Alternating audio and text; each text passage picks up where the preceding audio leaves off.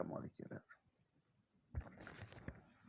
क्या आएगा इसमें? अगर आपको याद है SNI था, हाँ जी, तो SNI न्यूक्लियोफिलिक सब्स्टिट्यूशन और इंटरनल था, ऐसे ये इंटरनल एलिमिनेशन भी है। ये क्या होता है? अगर मॉलिक्यूल के अंदर ही कोई ऐसी चीज आ जाए या उसका एक टुकड़ा जो टूट के निकले और वो बेस का काम कर जाए, ऐसा हो सकता है? जी हाँ, ऐसा हो सकता है। There are several types of molecules that undergo elimination on heating with no other reagent present. उनको किसी की जरूरत नहीं होती, आप उन्हें हीट करो, अपने आप ही उनके एक के दो टुकड़े हो जाते हैं। ओ माय गॉड, ये कैसे हो जाता है? हो सकता है एस्टर्स ऐसा दिखाते हैं, ज़ैंथेट्स दिखाते हैं, अमीन ऑक्साइड्स ऐसा दिखाते हैं, कई सारे ऐसे मॉलिक्यूल हैं जो इस तरह की उटपटांग रिएक्शंस दिखाते हैं। एक बड़ा फेवरेट रिएक्शन आप देखिए जिसको हम कहते हैं अमीन ऑक्साइड या टर्शरी अमीन ऑक्साइड। इससे हाँ, ये क्या है? सबसे पहली बात तो टर्शरी अमीन ऑक्साइड कहते किसे हैं, पहले ये बात सुन लीजिए, है ना। ये उसका ऐसा नहीं कि जिंदगी में सिर्फ ये इंट्रामोलिकुलर या इंटरनल एलिमिनेशन सिर्फ अमीनो ऑक्साइड्स का होता है, ये तो कल एक छोटा सा एग्जाम्पल है। लेकिन हाँ, जो मेथड, जो मैकेनिज्म हम इसमें एम्प्लॉय करेंगे ना बच्चों, वो मैकेनिज्म इन जनरल सब जगह एम्प्लॉय होने वाला है। तो मैं एक रिएक्शन को बहुत अच्छे से तसल्ली से क्लासिकली करके आपको दिखा दूंगा और फिर उसके बेसिस पर आपसे भी पूछूंगा और कराऊंगा और प्रैक्टिस करेंगे हम इसकी कि अगर दूसरे रिएक्शंस दे दिए जाएं तो हम कैसे इसको स्पॉट करेंगे, प्रेडिक्ट करेंगे और सही सही कैसे करेंगे। यहां क्या थे तो जल्दी से आपने कर दिया? कुछ नहीं, यहां पे देखिए क्या हो रहा था। आपके पास ये अमीन ऑक्साइड, ये जो स्पीशीज है इसको अमीन ऑक्साइड कहते हैं। आप तो कहते हो कुछ है, एक है, उसको गर्म किया, उसके दो टुकड़े हो गए, एक के दो टुकड़े हो गए, लो जी एलिमिनेशन हो गया। हाँ जी, क्या था, कैसे हुआ, क्या हुआ, ये आइए देखेंगे अभी, है ना। पहली बात, मैकेनिज्म कंसर्टेड है। जी हाँ, अब ये सारी जो रामायण गाई हुई ना प्रॉपर्टीज वगैरह देखने में बड़ी अच्छी लगती है, नोट्स लिखने में मजा आता है, पर शुरू में क्या सुनने में बड़ा एक बोझे की तरह हो जाता है ना। तो आप तो इसको ऐसे करते हैं, पहले इसके दो हिस्से देख लेते हैं। नोट्स वोट्स में लिखवा दूंगा आपको, आके लौट कर, इसमें कुछ नहीं है। लेकिन EI के दो हिस्से बोले जाते हैं, एक तो सिन एलिमिनेशन, ठीक है, और कभी कभी लोग पायरोलिटिक एलिमिनेशन की बात करते हैं।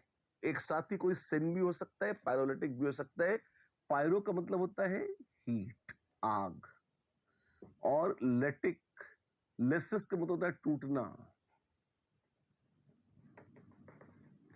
ब्रेकिंग बिकॉज ऑफ हीट, किसी चीज को गर्म करो और गर्म करने के कारण उसके टुकड़े टुकड़े होने लगे, ये पायरोलिसिस है। पता नहीं, समझ में नहीं आ रहा। एक काम करिए, अपने हाथ को आग में रख दीजिए। क्या बात कर रहे हो? जी हाँ, अपने आप सब समझ में आ जाएगा। वो जो रिएक्शन हो रहे हैं ना, हाथ जलेगा, हाँ एग्जैक्टली, वो पायरोलिसिस है, वो पायरोलिटिक रिएक्शंस हैं।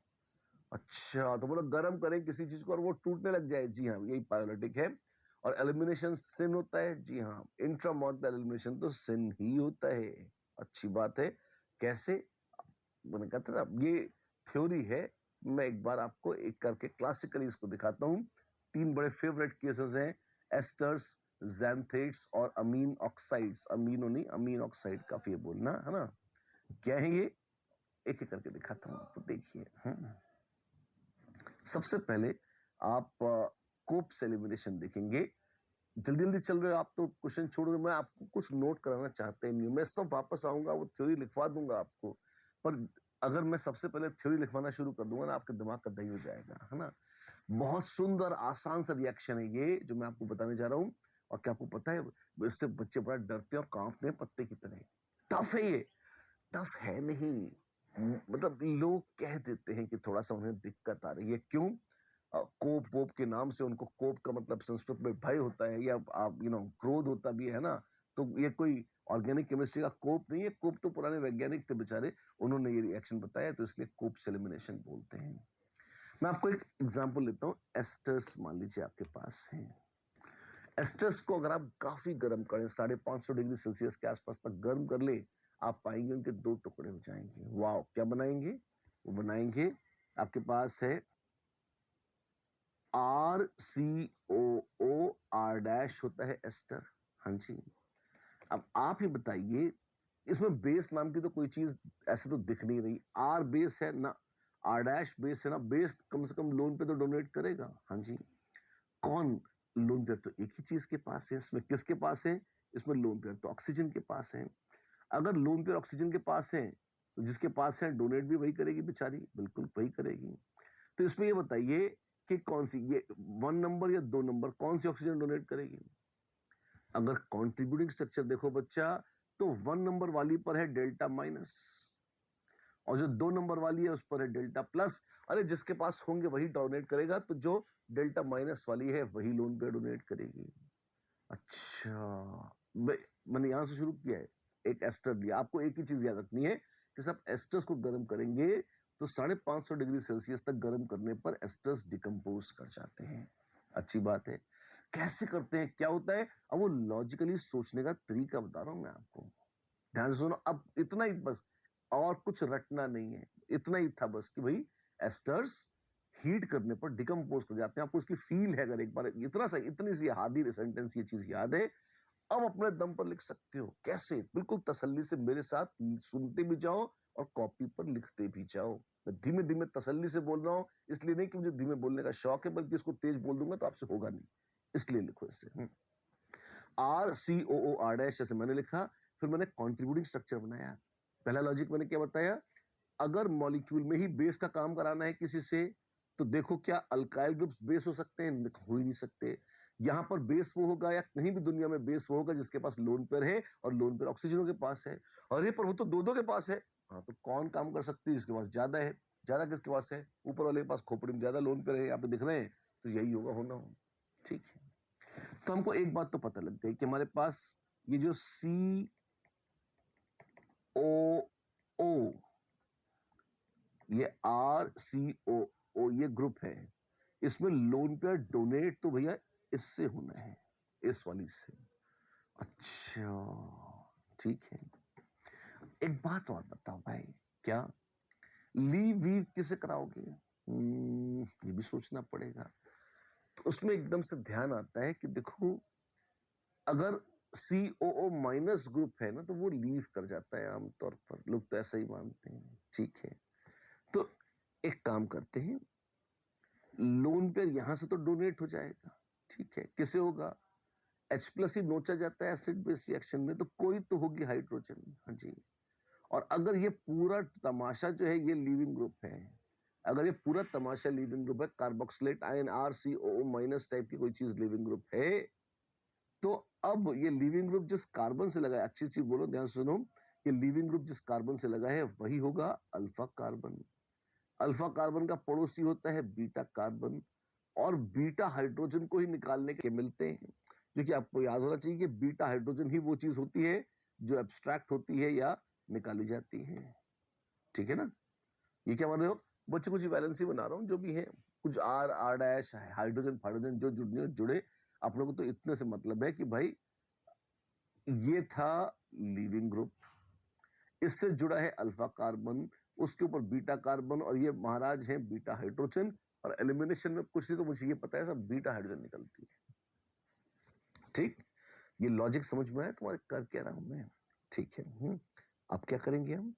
अब देखो, लोन पे तुमने डोनेट किया तो यहाँ बॉन्ड बनना शुरू हुआ, बॉन्ड बन गया। हाँ, तो हाइड्रोजन ने अपना ड्यूप्लेट एक्सपैंड कर लिया, उसने दो बॉन्ड बना लिया। अरे कैसी बेवकूफी की बात है, H+ निकलता है, तो ये ये हाइड्रोजन जो है ये अपना इलेक्ट्रॉन त्याग देगी। वो त्यागेगी तो इस कार्बन के ऊपर माइनस चार्ज आएगा। हाँ, और अगर ये लोन पेयर यहाँ से ये इसके ऊपर निकालने लग गया, हाँ जी, तब क्या होगा? इस कार्बन के ऊपर प्लस आएगा। बिल्कुल। तो अगर इसके ऊपर माइनस और इसके ऊपर प्लस आना शुरू होगा, इसके ऊपर माइनस और इसके ऊपर प्लस आना शुरू होगा, तो ये लोन पेयर यहां आके बॉन्ड बना लेगा, बना सकता है। यही नहीं, जब ये वाला लोन पेयर, तो एक मिनट, अगर ऐसा है तो क्या मैं ऐसा कह सकता हूं कि हाइड्रोजन ने इलेक्ट्रॉन छोड़ा तो माइनस चार्ज आया? अब सिर्फ एक छोटा सा टुकड़ा देखो तो मेरी मानो, इस खाली इस सीक्वेंस को देखो, ये इसको देखो, हाइड्रोजन ने इलेक्ट्रॉन छोड़ा तो बीटा कार्बन पर माइनस आया, और बीटा कार्बन ने अल्फा कार्बन को इलेक्ट्रॉन दिए, तो ये यहां गया और ये यहां गया। अब इसको अगर हम एक झटके में बोल दें, इसको अगर हम एक झटके में बोल दें, तो ये तो सिर्फ तुम्हें समझाने के लिए लिख रहा था ऐसे, अगर इसको एक झटके में बोल दें तो क्या हम ये नहीं कह सकते कि ये यहां आ गया? हाँ, क्या क्या क्या क्या? कुछ नहीं यार, मैं दोबारा लिख के दिखाता हूं। ये बीटा कार्बन है, अल्फा कार्बन है। हमने कहा इलेक्ट्रॉन H+, भाई C डबल बॉन्ड O था, हाँ, उसने लोन पेयर डोनेट कर दिया, बिल्कुल। हाइड्रोजन ने बॉन्ड बनाया H+ से, बिल्कुल। तो हाइड्रोजन अपने इलेक्ट्रॉन छोड़ के निकल गई, इस पे माइनस आने लगा, फिर इसने अपने इलेक्ट्रॉन यहां दे दिए। तो ये जो तमाशा था ना भाई, कौन सा, कि इसके इलेक्ट्रॉन यहां और इसके इलेक्ट्रॉन यहां है, हमने कहा हटाओ, एक झटके में यही ला दिया हमने। अच्छा, ये तो अच्छा किया आपने, ठीक है। लेकिन जब यहां लाए तो इसका मतलब है भाई कि इसको भी देखो ध्यान से, बहुत तसल्ली से अच्छे से बता रहा हूं, ध्यान से सुन लो बेटा, ध्यान मत भटकाओ अपना, बहुत ही इंपॉर्टेंट है ये चीज। अब इसको हम यहां ला रहे थे, हाँ जी, और अगर आप देखें, ध्यान से देखें, अगर ये लोन पेयर डोनेट हुआ है यहाँ पे, तो इस ऑक्सीजन पे प्लस आएगा। जी हाँ, इसमें प्लस आएगा तो ये इलेक्ट्रॉन यहाँ कूद सकता है। इससे क्या होगा भाई, अगर HO मैं बना के दिखा देता हूँ, ये प्लस था इस तरह से, और यहाँ कूद जाए तो थोड़ा टेंशन कम हो जाएगा, जबरदस्ती का प्लस चार्ज खत्म हो जाएगा, यहाँ पे उल्टे प्लस चार्ज कार्बन पे आ जाएगा। This is how you can imagine. इतना तोड़ तोड़ के आमतौर पर कोई बताता नहीं है, इतने एक एक छोटे से माइक्रो स्टेप से भी, है ना, इसलिए बता रहा हूं ताकि आपको दिक्कत नहीं है, टफ नहीं लगे आपको, है ना। तो ध्यान से सुनते रहो। हाँ, इतना बोलते हो आपके कान दुख जाते हैं हमारे, तो पागल हो तुम फिर, है ना, पागल बोल दिया मैं तो क्या, फालतू बातें नहीं करोगे, उस पर कंसंट्रेट करो। ये हो गया एक टुकड़ा, है ना। अब यहाँ पे हम क्या कर रहे हैं, हमने कहा इसको बॉन्ड को हमने तोड़ा है, इस ऑक्सीजन से जोड़ा है, ये और ये दो टुकड़े हो रहे हैं इस तरीके से।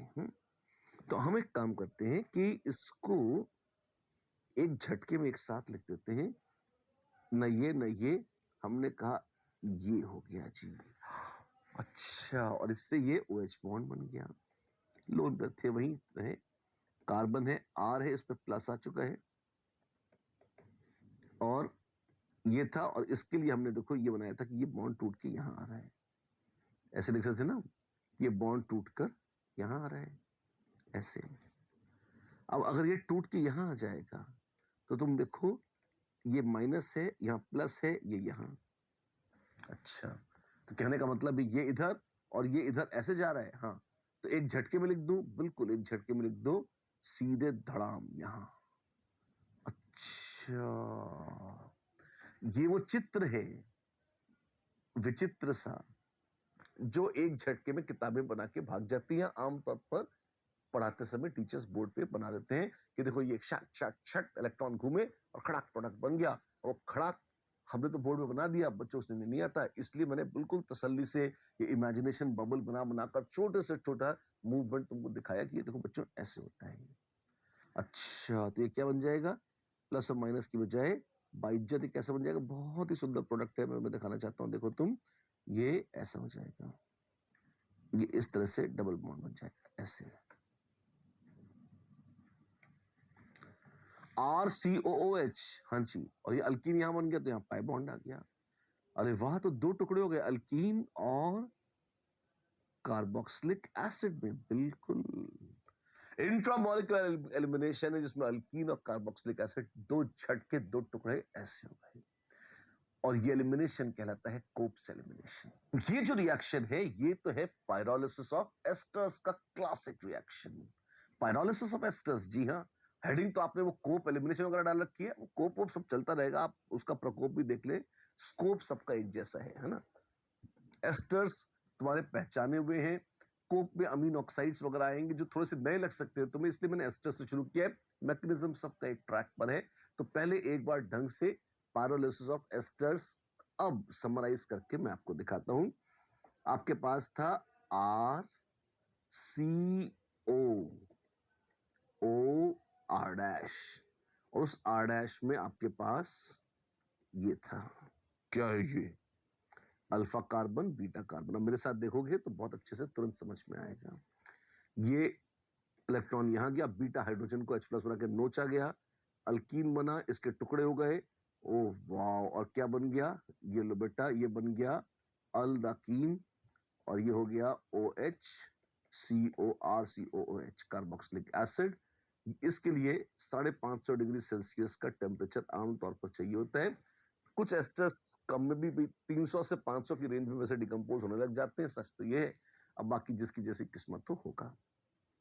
This is pyrolysis of esters. Obvious सी बात है, सिन एलिमिनेशन है, मतलब ये जो हाइड्रोजन इसकी तरफ होगा, जो इंट्रा, पहले वो तो मॉलिक्यूल के अंदर से बेस आ गया, जी हाँ, और जो हाइड्रोजन फेस कर रहा है सीओओ ग्रुप की तरफ, वहां से ये ऑपोजिट नहीं, अपनी तरफ वाले H+ को खींच के निकाल देगा। जो ऑपोजिट साइड में अगर यहाँ पे कोई ग्रुप है, अगर हाइड्रोजन भी है, तो उन तक वो पहुंच ही नहीं पाएगा। तो ये, इसलिए हम कहते हैं ये सिन एलिमिनेशन है, मतलब that hydrogen is removed which is on the same side या which is in the same direction as that of living group या बेस।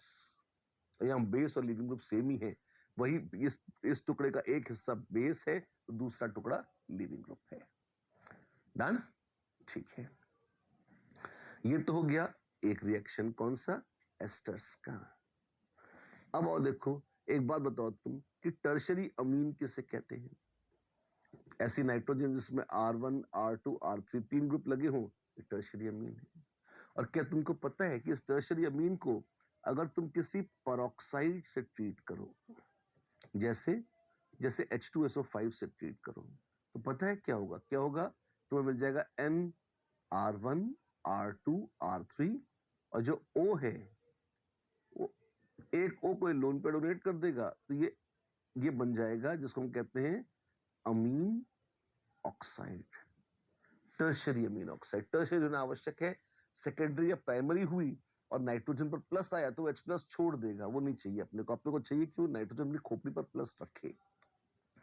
तो इस तरह से तुम्हारे पास बनता है एक टर्शरी अमीन ऑक्साइड। ये सेकंड एग्जांपल बता रहा हूं तुम्हें, ठीक है। ये क्यों बता रहे हैं आप मुझे? इसलिए बता रहा हूं भाई कि यही भूमिका है हमारे कोप एलिमिनेशन की। वहां सीधे बात शुरू होती है अमीन ऑक्साइड से। टर्शरी खा गए, लिखना चाहिए साफ साफ। ये जो टर्शरी अमीन ऑक्साइड है, इसके भी टुकड़े टुकड़े हो सकते हैं। कैसे हो सकते हैं अभी बताता हूं आपको। आप देखो मैकेनिज्म क्या है, कैसे होता है। ये जनरल रिएक्शन वगैरह बोला है, हम बोल दो, अच्छा है, कुछ तो लोग कहेंगे, लोगों का काम है कहना। आप देखिए, N था, हाँ जी, इसमें हमने कहा R1 है, बिल्कुल, R2 है, बिल्कुल, और R3 के नाम पर कार्बन, कार्बन टिंग टैंग, ये तो है ही सही। और O पे माइनस है और N पे प्लस, वो तो ठीक है। अब बेस कौन होगा? ये बहुत ही आसान है। एक ही चीज, एक ही एटम है पूरे मॉलिक्यूल में यार जो बेस हो सकता है। कौन? लोन पेयर किसके पास है? ऑक्सीजन के पास। तो कौन बेस हो सकता है? वही, इसमें चॉइस ही नहीं है, बहुत ही सिंपल है। तो ये तो हो गया बेस, ठीक है। और बेस जैसा कि हम जानते हैं बीटा हाइड्रोजन पे डालता है डाके। अब बीटा हाइड्रोजन है कौन सी? वेल, आपको उसके लिए पहचानना होगा लीविंग ग्रुप कौन सा है। क्या आप देख सकते हैं कि प्लस चार्ज जो है वो इलेक्ट्रॉन को खींच सकते हैं। तो अगर ये टुकड़ा तोड़ के निकल जाए तो मेरे पास, अगर लोन पर हड़प ले, तो ये NR2 R1 O इस तरह का चीज आ जाएगी, चलेगा। अमीन एक लिविंग ग्रुप हो सकता है, बहुत ग्लैमरस ना सही पर बुरा भी नहीं है। प्लस चार्ज इलेक्ट्रॉनों को खींच कर रख सकता है अपने पास, ठीक है। तो एक तरह से ये जो ये वाला पोर्शन है ये लिविंग ग्रुप है, हाँ जी। तो ये अल्फा कार्बन, ये बीटा कार्बन और ये बीटा हाइड्रोजन है। अच्छा, तो क्या होगा?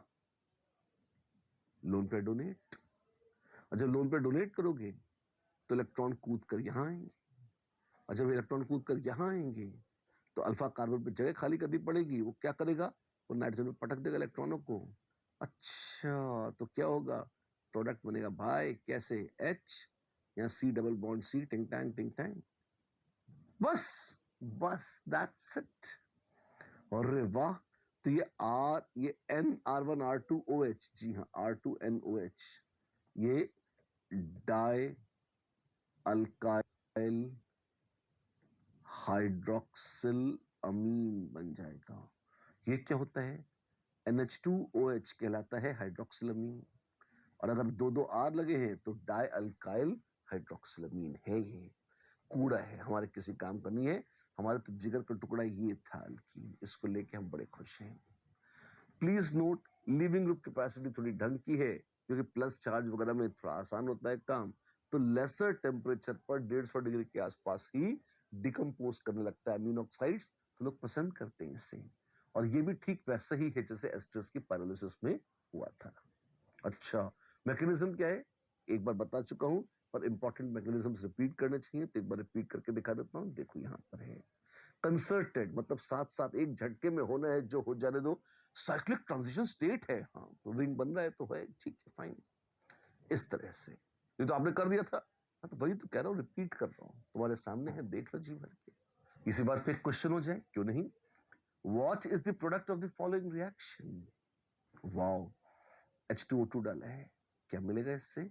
जो लोन पेयर है वो डोनेट होगा, H2O2 ने छोड़ी O, इसने लोन पेयर डोनेट किया, ऐसे तो डोनेट हो गया, तो लोन पेयर तो गायब हो गया। यहाँ आया प्लस और यहाँ आ गया माइनस। अच्छा, और ये है अल्फा, जी हाँ, और ये है बीटा, जी हाँ। फिर क्या हुआ, लोन पेयर, लोन पेयर और हेयर। ये एलिमिनेशन में होगा, प्लीज यहाँ तक तो पूछा ही नहीं उन्होंने। उन्होंने पूछा क्या बनेगा, तो ये बन जाएगा सर, द एंड। टर्शियरी अमीन में H2O2 डालोगे, टर्शियरी अमीन ऑक्साइड बन जाएगा, बस, है ना। फिर भी आपके मनोरंजन के लिए एक चीज, ये तो बन गया, जो क्वेश्चन है उसका आंसर तो इतना ही है। अब उसे हीट भी कराना चाहता हूँ, ए, तो ये आंसर है ए को अगर हीट करोगे तो बनेगा बी और सी। बी और सी क्या है, अब वो भी बना के दिखा देता हूँ, देखिए ऐसा हो जाएगा।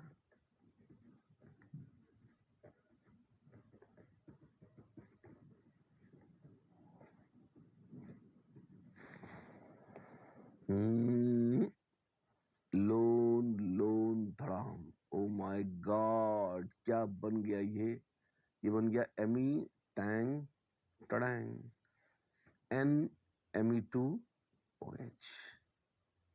कितना मजेदार है ये, मजे से भी मजेदार है ये।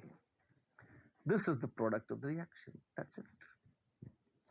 Which of the following compounds can give even CB reaction? इनमें से किसका होगा even CB reaction है, ये देखिए। A CF3CHCl2, ये होगा, देखते हैं। वेल, हम ये मान रहे हैं कि स्ट्रॉन्ग बेस डाल दिया गया है, ठीक है। इवन सीबी होने की शर्तें क्या थी, लिविंग ग्रुप पुअर हो तो कहना ही क्या, और साथ साथ अगर बीटा कार्बन पर माइनस चार्ज स्टेबलाइज हो जाए तो फिर कहना ही क्या। अब यहां देखिए, अगर हाइड्रोजन देखें तो एक ही है, तो ये बीटा हाइड्रोजन है, अल्फा कार्बन है, लिविंग ग्रुप एफ है, इवन सी भी होगा, बिल्कुल हो जाएगा। कैसे देखा, कैसे देखा, सीएल की लीव कराया, सीएल करा तो दूंगा, बीटा एलिमिनेशन कहां से कराऊंगा, यहां से अगर सीएल हटाता हूं तो यहां हाइड्रोजन कहां है, देख रहे हो ना, इधर हाइड्रोजन नहीं है, तो मैं इस पे एलिमिनेशन रिएक्शन में सीएल नहीं एफ को ही निकलवाना पड़ेगा, एक एफ निकलेगी यहां से और मुझे मिलेगा CF2 डबल बॉन्ड CCl2, ये मिलेगा। अच्छा, इवन सी भी, क्लासिकल इवन सी भी, ये लिविंग ग्रुप है, हाँ है, अल्फा बीटा। बीटा बेंजीन के बाजू में, NO2 के बाजू में कार्बन आयन स्टेबलाइज्ड है, बिल्कुल है, कैसा है, शानदार है। सी देखिए क्या होगा, CH3 CH2 CH2Br। Which of the following compounds can give even CB reaction? ठीक है, आपके पास आ जाएंगे अल्फा बीटा। अच्छा, तो ये तो नॉर्मल है, जी हाँ, तो ये तो क्लासिकल E2 होगा ना, ये नहीं है। यहां पे देखिए, यहां क्या है, कौन लीव कर सकता है, शायद OH लीव कर सकता है बेइज्जती पूर्वक। अल्फा और बीटा, क्या बीटा पर कार्बोनाइन स्टेबलाइज्ड है, जी हाँ, एल्डिहाइड -M ग्रुप है, कार्बोनाइन स्टेबलाइज्ड है। वाओ, इवन सी भी हो सकता है, बिल्कुल हो सकता है। और क्या मिलेगा इवन सी भी हुआ तो, मिलेगा C6H5 CH double bond CH और COH, ये मिल जाएगा ऐसे, जी हाँ, सिनेमल्डिहाइड मिल जाएगा ऐसे। और कॉमन नेम है, of course. The answers are ABD, आबाद, yes, the answers are ABD, आबाद। ठीक है, अच्छा लगा हमें। If the mechanism is even CB, then the possible products will be. Questions पूछे जा रहे हैं, बोल दिया साफ साफ कि भैया इवन CB है, अब बोलो क्या? ठीक है, लीविंग ग्रुप यहां है, ये है अल्फा और ये बाबा, तो बीटा यहां होगी या यहां होगी? वेल, बीटा कार्बन पर कार्बोनाइन स्टेबलाइज होना चाहिए, और कार्बोनाइन को पीएच ग्रुप तो बड़े मजे से स्टेबलाइज करेगा, तो बीटा कार्बन ये अच्छी है, बोले ना इवन CB है, तो फिर ये वाली beta carbon is preferred obviously. ठीक है, तो क्या बनेगा? तो सबसे पहले में जब बेस एब्स्ट्रैक्ट करेगा तो आपको मिल जाएगा CH माइनस CHBr और CH3, और आपके पास है MEOD। अच्छा, तो एक्चुअली क्या आपने गौर किया कि ये रिवर्सिबल रिएक्शन है, तो क्या करें, जान दे दें? बदतमीजी मत करिए, रिवर्सिबल रिएक्शन है मतलब फॉरवर्ड जाएगा तो बैकवर्ड भी जाएगा। क्या आप देख रहे हैं कि बैकवर्ड जाने के लिए उसको H+ चाहिए, पर सॉल्यूशन में H+ नहीं, MEOD में D+ है। वो यहां अगर बैकवर्ड जाना पड़ेगा तो यहां से D+ नोच लेगा, और क्या बनाएगा? वो फिर बनाएगा CHD Br CH3। जब वापस गया तो देखिए यहां CH2 था और वहां CHD बन गया, मतलब beta carbons, beta hydrogens are substituted by deuterium atoms, या आर मतलब can be, they can be substituted in even CB mechanism. कि कार्बोनाइन बना वापस गया, बना वापस गया, तो बीटा हाइड्रोजन की जगह धीरे धीरे ड्यूटेरियम भी लग सकती है, 100% लगेगी जरूरी नहीं है, लग सकती है।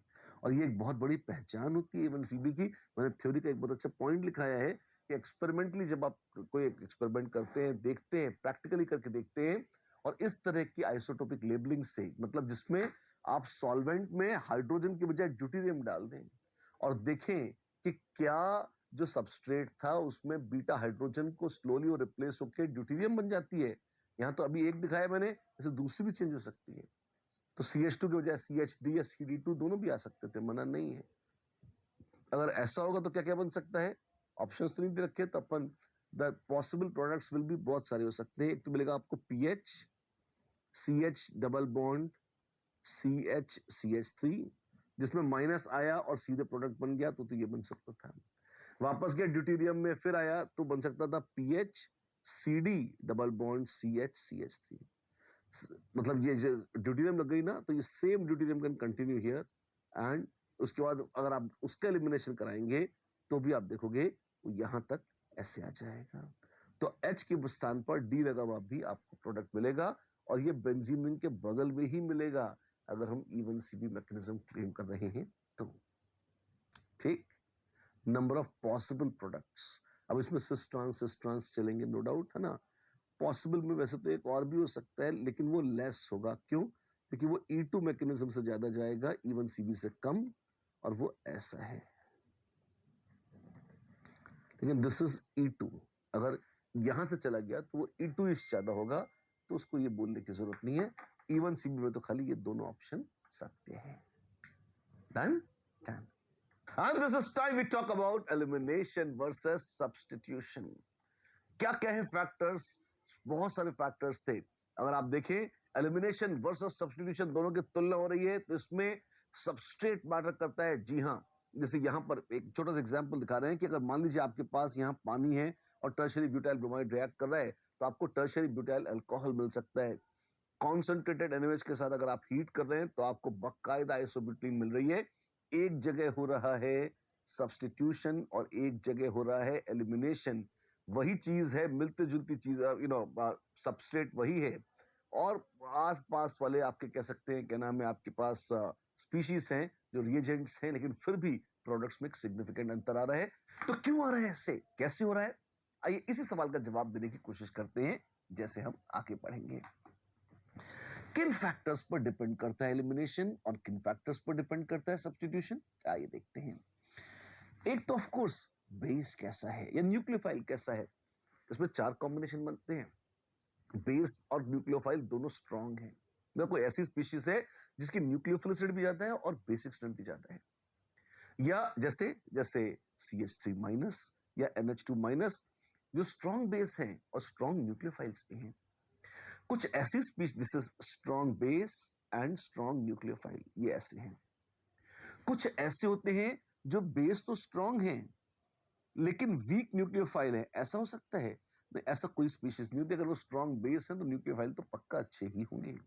लेकिन उल्टा और संभव है कि बेस तो वीक है पर न्यूक्लियोफाइल स्ट्रॉन्ग है। जैसे जैसे RSH, Cl-, Br-, I-, ये बिल्कुल पुअर बेसिस है पर ये अत्यंत शक्तिशाली न्यूक्लियोफाइल्स हैं। और एक और केस आता है कि सब कुछ लल्लू है, न बेस अच्छा है और न ही न्यूक्लियोफाइल अच्छा है, जैसे जैसे पानी है, अल्कोहल है, ये सब तरह से लल्लू ही लल्लू है। ठीक है, तो एक कैटेगरी तो एग्जिस्ट ही नहीं करती। 4 परम्यूटेशन कॉम्बिनेशंस में से 3 संभावनाएं हैं कि तो, और उनके अच्छा इसमें भी बल्कि है कि हल्का फुल्का है, वी डोंट नो, तो उसके हिसाब से अलग अलग पॉसिबिलिटीज हैं। वो भी मदद करती हैं ये तय करने में कि भाई सब्स्टिट्यूशन डोमिनेट करेगा या एलिमिनेशन रिएक्शन डोमिनेट करेगा। टेम्परेचर मैटर करता है, कॉन्सेंट्रेशंस मैटर करते हैं जिसको हम रिएक्शन कंडीशंस कहते हैं, और सबसे ज्यादा तो भाई मैटर करता है सबस्ट्रेट। सबस्ट्रेट में alpha carbon, beta carbon, crowding, leaving group, carbocation stability, beta hydrogen के नंबर, बहुत सारे फैक्टर्स हो सकते हैं।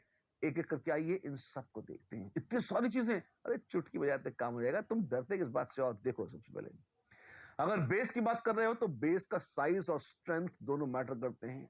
कैसे? देखो, सबसे पहले आकार देखो। जैसे जैसे बढ़ता जाएगा बल्कीनेस या बेस का आकार, वैसे वैसे सब्स्टिट्यूशन मुश्किल होता जाएगा और एलिमिनेशन की तरफ शिफ्ट होता जाएगा। हाँ, क्या क्या क्या यहां क्या लिखा है? अगर बेस छोटा है तो उसको कार्बन तक पहुंचने में दिक्कत नहीं होती और तब वो सब्स्टिट्यूशन आराम से दे देता है। अच्छा, लेकिन जैसे कोई एग्जांपल है, जैसे देखिए, अगर आपके पास ये देखिए 1 2 3 4 5 6 7 8 1 ब्रोमो ऑक्टेन है और उसको हमने केवेट से ट्रीट किया, क्लासिकल SN2 मैकेनिज्म, और ऑक्टेन 1 ऑल बड़े प्यार से बन जाती है। बढ़िया, बिल्कुल सब्स्टिट्यूशन, इसमें कोई एलिमिनेशन नहीं होता ज्यादा। लेकिन वहीं पर अगर न्यूक्लियोफाइल या बेस बल्की हो गया, भारी भरकम लंबा चौड़ा हो गया, तो आप देखें उस पूरी पूरी बल्क के साथ उसको एकदम अंदर घुसकर कार्बन तक जाने में तकलीफ होती है, पीड़ा होती है। वो बार बार से हाइड्रोजन लेकर ही भाग जाता है। अगर हाइड्रोजन को H+ के तौर पर निकाल के भाग जाएगा तो इसका क्या मतलब होगा? तब इसका मतलब होगा कि वो क्या है, वो और कुछ नहीं, वो सिर्फ एलिमिनेशन रिएक्शन कराएगा और तब एलिमिनेशन प्रोडक्ट की फेवर होने की टेंडेंसी बढ़ जाती है। जैसे जैसे KOH की बजाय अगर टर्शियरी ब्यूटॉक्साइड आयंस है आपके पास, हाँ हाँ, वो तो बहुत बल्कि होते थे, यहाँ बिल्कुल, तो आपके पास है टर्शियरी ब्यूटॉक्साइड एंड पोटेशियम, तो खाली कचड़ा पड़ा हुआ है, तो उनको यहां तक आने में भी थोड़ा जोर आएगा। उसकी बजाय वो कहेंगे कि देख भाई, यहाँ बाहर बाहर पे ऑक्सीजन से ना, ये हाइड्रोजन है, इन्हीं को निकाल के भाग जाओ। एलिमिनेशन डोमिनेट करता है। क्या बात कर रहे हो? जी हाँ, छोटे बेस के साथ सब्स्टिट्यूशन डोमिनेट करता था, बल्कि बेस के साथ एलिमिनेशन डोमिनेट करता है। अरे वाह, बिल्कुल। तो न्यूक्लियोफाइल से बेस की बात करेंगे, स्मॉल बेस है तो सब्स्टिट्यूशन डोमिनेट करेगा और बल्कि है तो एलिमिनेशन डोमिनेट करेगा। अच्छी बात है। स्ट्रेंथ के मामले में कुछ बोल सकते हैं? बिल्कुल बोल सकते हैं। क्या बोल सकते हैं? आइए बोलते हैं। किसमें कितना है दम, स्ट्रेंथ देखते हैं। जैसे जैसे बेस की स्ट्रेंथ बढ़ जाएगी वैसे वैसे एलिमिनेशन अच्छा हो जाएगा। जैसे जैसे न्यूक्लियोफाइल की स्ट्रेंथ बढ़ जाएगी वैसे वैसे सब्स्टिट्यूशन अच्छा हो जाएगा। पर एक बात और पक्की है, अगर आपके पास वीक बेस है, हाँ जी, और weak base and strong nucleophile है, इसका एग्जांपल यानी कि मैं लिख के दिखा देता हूं। जैसे जैसे मान लीजिए आपके पास है I-। अच्छा, क्या होगा? एक अच्छा सा रिएक्शन है। मान लीजिए आपके पास है 1 क्लोरोब्यूटेन, 1 2 3 4, आयोडाइड आयन बहुत ही वीक बेस है और बहुत शक्तिशाली न्यूक्लियोफाइल है।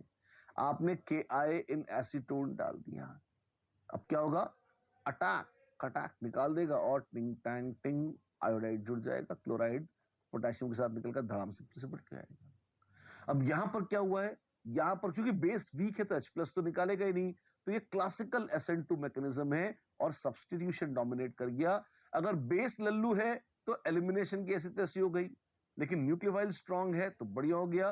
तो आप देखेंगे टेंडेंसी सब्स्टिट्यूशन के डोमिनेट करने की बढ़ जाएगी, ठीक है। लेकिन वीक बेस के साथ एक और combination, the weak base and weak nucleophile, सब कुछ लल्लू है, जैसे अल्कोहल, बेस भी घटिया है और न्यूक्लियोफाइल भी घटिया है। ऐसे घटियापन में फिर क्या होगा, ऐसे में भी सब्स्टिट्यूशन, और लेकिन इसमें अब SN1 मैकेनिज्म डोमिनेट करेगा। पर मजे की बात है, डोमिनेट तो रूम टेम्परेचर पर सब्स्टिट्यूशन ही करेगा। इस तरह से मिल जाएगा। अच्छा, तो मुद्दे की बात है, बेस वीक हुआ तो एलिमिनेशन पिट गया। अब SN1 SN2 की चांदी हो गई। अगर न्यूक्लियोफाइल भी पुअर है तो SN1 करा लो, और अगर न्यूक्लियोफाइल अच्छा है तो SN2 करा लो। बस ऐसे ही होगा, राइट राइट, अच्छी बात है। Strong bases give elimination reaction, yes, strong bases do give elimination reaction like this. Done done.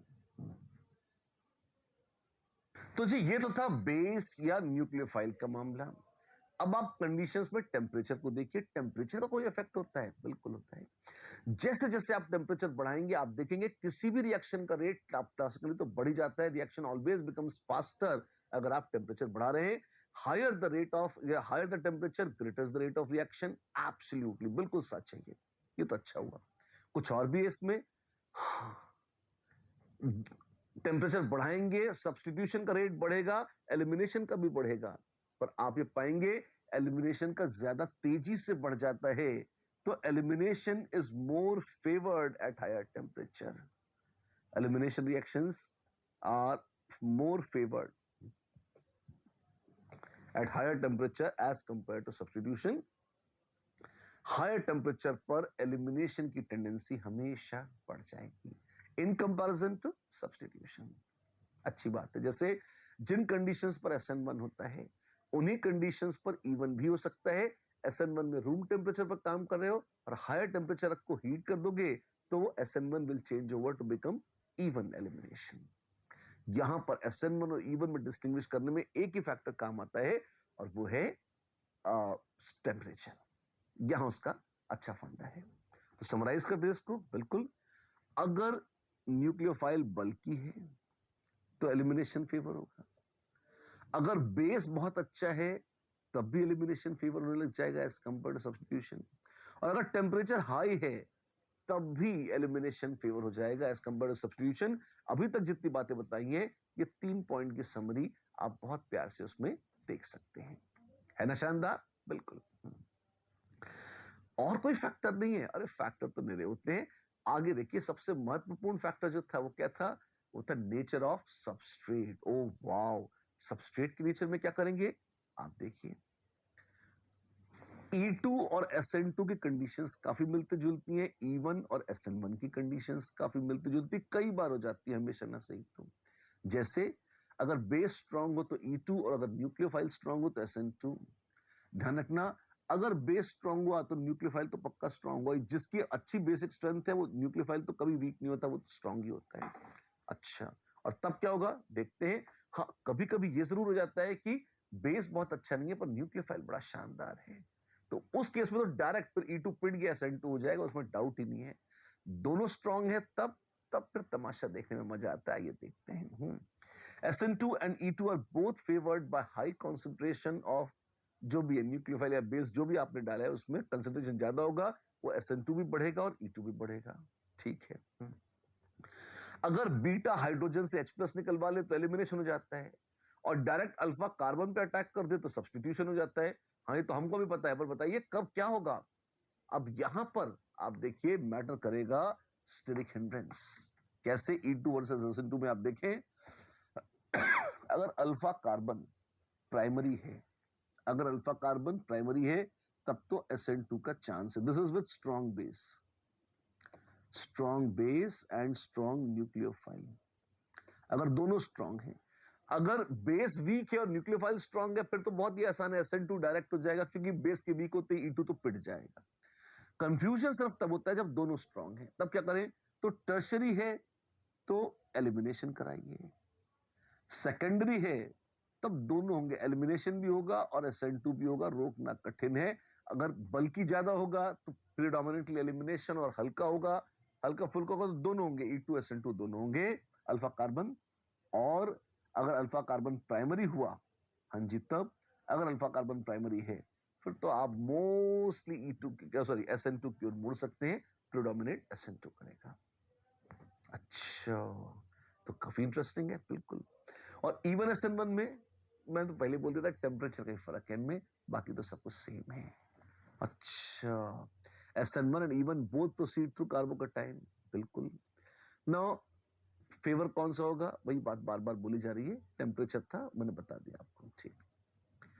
Primary, secondary, tertiary, फिर से देख लीजिए एक बार, उसी चीज को समराइज कर रहे हैं अपन।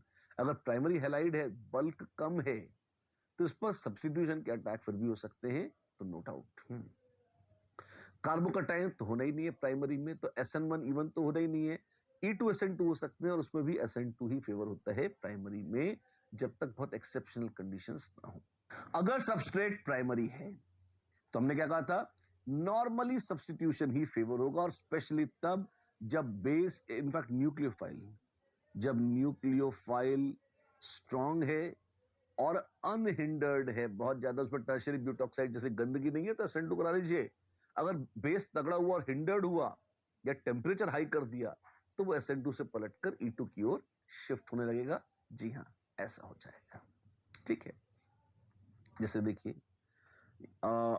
एक बहुत प्रॉपर डेटा के साथ आपको दिखा रहे हैं।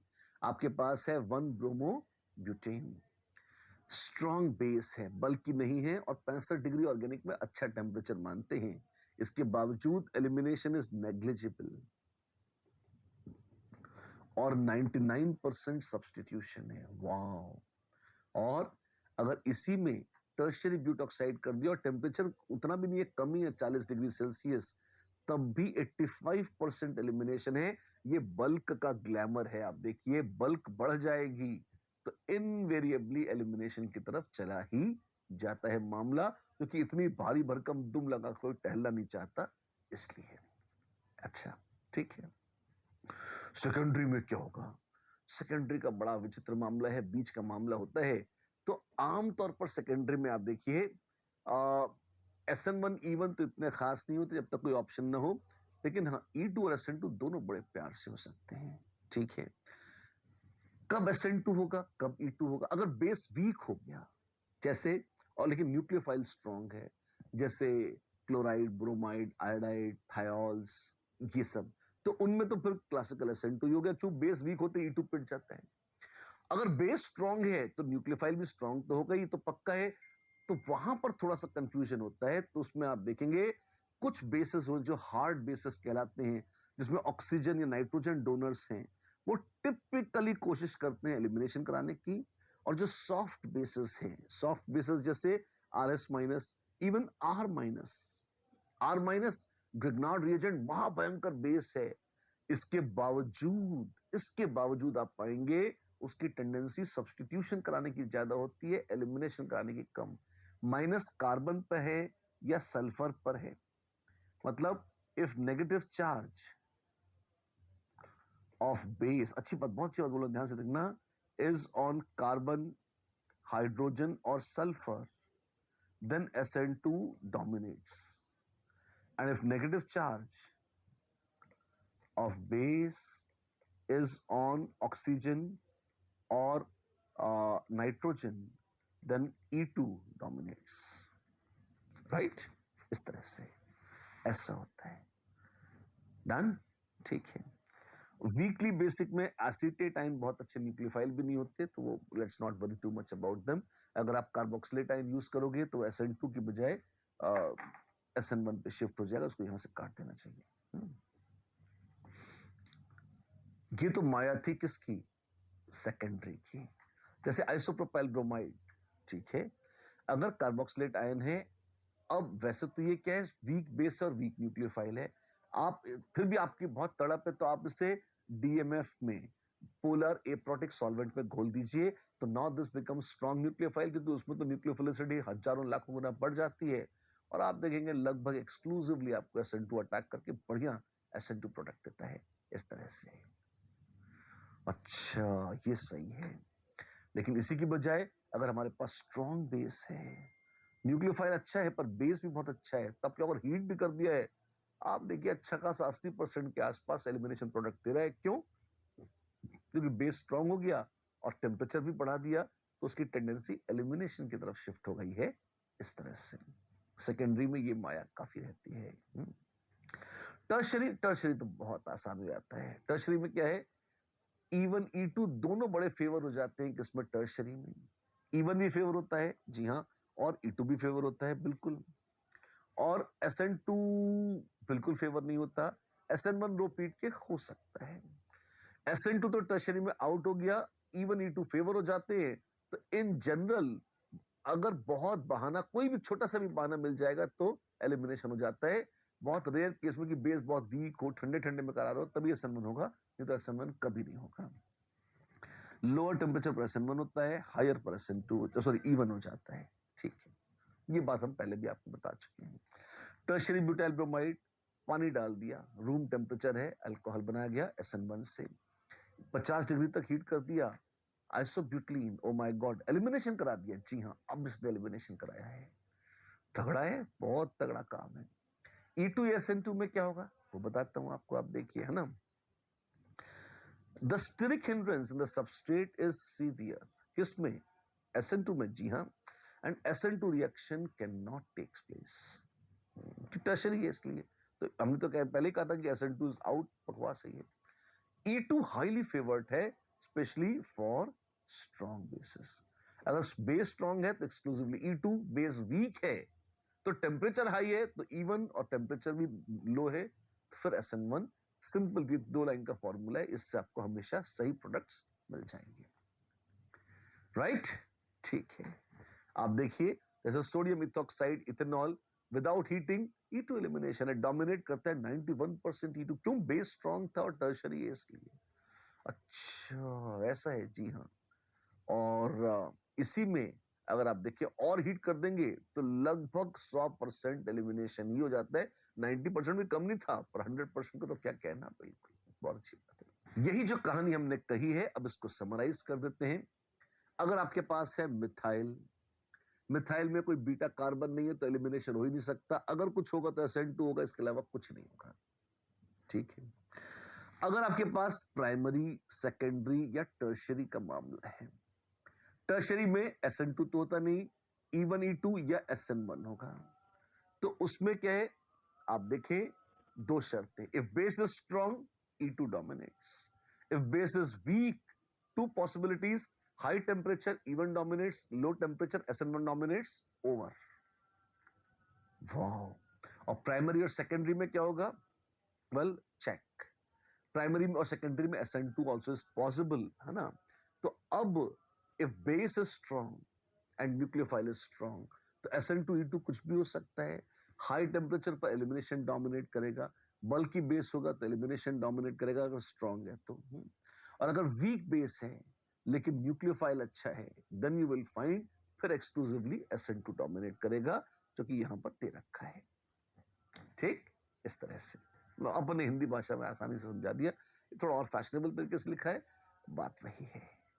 अच्छा, ऐसा है, जी हाँ, ऐसा है। एक क्वेश्चन कर ले, बिल्कुल। Which of the following statements are true? Bridgehead halides are inert for both SN1 and SN2. बहुत पहले देख लिया था, सच है। The first step in both SN1 and E1 reaction is same. जी हाँ, generation of carbocation. SN2 reactions proceed with a total retention of configuration. झूठ है, inversion होता है. And E2 eliminations are favored by weak bases. झूठ है, they are favored by strong bases. ओह, अच्छी बात है। झूठ चुनना है, select incorrect option A. Bimolecular elimination यानी कि E2 elimination of alkyl halides is a stereospecific reaction. Yes it is, बिल्कुल। एंटी पेरिप्लिनार ट्रांजिशन स्टेट बड़ा स्पेसिफिक मामला है। Yes, in SN2 reaction a single isomer is the only product. बड़े अजीब सी बात है, पर मेरे ख्याल से जो पूछना चाह रहे हैं वो ये है कि अगर SN2 रिएक्शन है तो उसमें मतलब इन्वर्जन ऑफ कॉन्फ़िगरेशन हो रहा है, हाँ हो रहा है, तभी एक स्ट्रिंग, उसमें रेसिमाइजेशन नहीं हो रहा है, हाँ ठीक है, रेसिमाइजेशन नहीं हो रहा। Alcohol dehydrates by even mechanism in strongly basic conditions, ना in strongly acidic conditions। क्यों? एसिड खिलाते हैं OH ग्रुप को तो poor leaving group good leaving group बनता है, तब निकलता है, ऐसा थोड़ी निकलेगा, गलत बात बोलती है। एक minute, true true, this is false. और डी क्या है? 3 hydroxy propanol dehydrates in strongly basic conditions by even CB mechanism. कैसा है आइए देखते हैं। ये क्या है? 3 हाइड्रोक्सी प्रोपेनॉल, ये है 1 2 3, 3 हाइड्रोक्सी प्रोपेनॉल। हाँ जी बिल्कुल, ये माइनस आएगा, धक्का मार के निकाल देगा, और ये बन सकता है बिल्कुल, और इवन CB में ये दिस इज ट्रू। पर हमें झूठ चुनना था, एक ही झूठ है, सी चुन लेते हैं। Done done done done done done. एक और चलते चलते, which of the following statements is are correct for alkyl halides? A, in most unimolecular reactions of alkyl halides, SN1 reaction is favored over E1। SN1 is favored over E1, तो बकवास सा statement है, क्यों भैया? Temperature dependent है, false. E1 mechanism is favored over SN1 by branching at beta carbon। ओ ये क्या है, लिख के देखते हैं। मान लीजिए आपके पास कहीं कुछ भी, जैसे ये है आपके पास अल्फा कार्बन मान लीजिए, और यहाँ कार्बोकटाइन बना हुआ है, और तो ये पड़ोसी बीटा हो जाएंगे, तो एक केस ये है और एक केस ये है, ठीक। और बोला है अगर यहां ब्रांचिंग हो रही है, कहां पर? बीटा पे। मान लीजिए कुछ ऐसा था और ये भी ऐसा है, तो E1 is favoured over SN1। हाँ, क्यों? अगर बीटा पे ब्रांचिंग हो रही है, तो भीड़ भाड़ बढ़ गई है, तो सब्सटीट्यूशन की टेंडेंसी मतलब कम हो जाएगी, क्योंकि जो ग्रुप आके सब्सटीट्यूट करेगा वो और मारपीट करेगा, ये बल्क बढ़ने के कारण। कभी भी बल्क बढ़ती है तो एलिमिनेशन इज फेवर्ड, ये तो बात ठीक है, which is correct, no problem.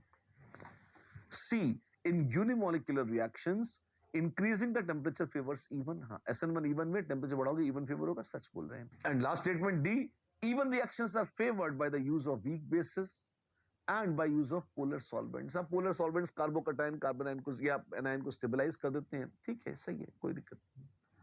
अच्छा, तो ये है, जी हाँ, ये सही स्टेटमेंट्स हैं। और बच्चों लोग, इसी के साथ हमारी आज की कथा यहां विराम लेती है।